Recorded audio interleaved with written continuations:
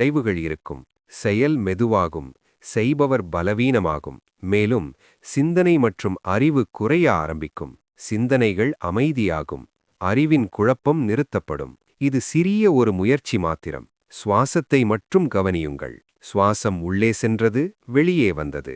சுவாசம் உள்ளே சென்றது, வெளியே வந்தது. அதையே கவனியுங்கள். மக்கள் என்னிடம் வந்து ஒரு மந்திரம் சொல்லுங்கள் என கேட்கிறார்கள். நான் அவர்களிடம் சொல்லுவேன், மந்திரங்கள் வேண்டாம்.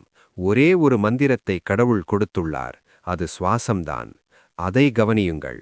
சுவாசம்தான் முதல் மந்திரம். உள்ளே மூச்சு எடுப்பதுதான் குழந்தை பிறந்தவுடனேயே செய்யும் முதல் வேலை.